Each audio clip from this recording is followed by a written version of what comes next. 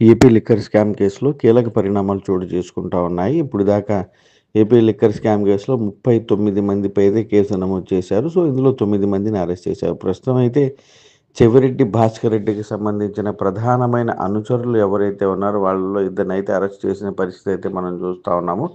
ఇందులో ముఖ్యంగా వాళ్ళకి సంబంధించిన వ్యవహారం లిక్కర్ స్కామ్‌లో చెవిరెడ్డి ఇద్దరు అనుచరులను అరెస్ట్ చేశారు. సిట్ అధికారులు వాళ్ళకి సంబంధించిన అరెస్టును కూడా ధృవీకరించారు. చెవిరెడ్డి భాస్కర్ రెడ్డికి సంబంధించిన ప్రధానమైన అనుచరులుగా ఉన్న బాలాజీ కుమారు, ఎద్దెల నవీన్ వీళ్ళిద్దరిని మధ్యప్రదేశ్‌లోని ఇండోర్‌లో వీళ్ళని అరెస్ట్ చేశారు. చెవిరెడ్డి భాస్కర్ రెడ్డిని అరెస్ట్ చేసిన తర్వాత ప్రస్తుతం వాళ్ళిద్దరైతే అజ్ఞాతంలో ఉన్నారు. అజ్ఞాతంలో ఉండి ఆలయాల సందర్శన చేసుకుంటా వాళ్ళు మధ్యప్రదేశ్‌లో ఇండోర్ వరకు వెళ్లారు.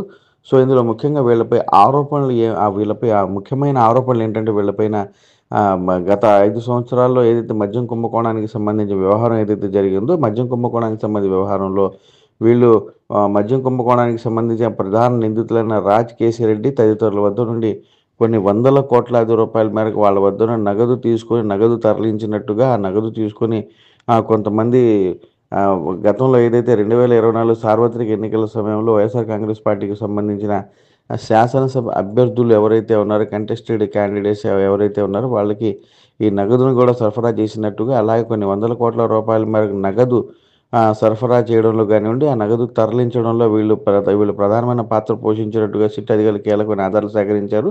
సో, ఆధారాలు సేకరించిన నేపథ్యంలో వీళ్ళపైతే సిట్ అధికారులు అత్యంత చాకచక్యంగా వ్యవహరించి సిట్ అధికారులు వీళ్ళని ఎద్దెల నవీన్‌ని గాని, బాలాజీ కుమార్, చెవిరెడ్డి భాస్కర్ రెడ్డికి సంబంధించిన ప్రధానమైన అనుచరులు వీళ్ళనైతే ఇండోర్‌లో అయితే అరెస్ట్ చేసి అక్కడ స్థానిక కోర్టులో హాజరుపరిచారు. హాజరుపరిచిన నేపథ్యంలో అక్కడ ట్రాన్సిస్ట్ వారెంట్ తీసుకొని వీళ్ళిద్దరినైతే విజయవాడ సిట్ కార్యాలయానికి తరలిస్తా ఉన్నారు.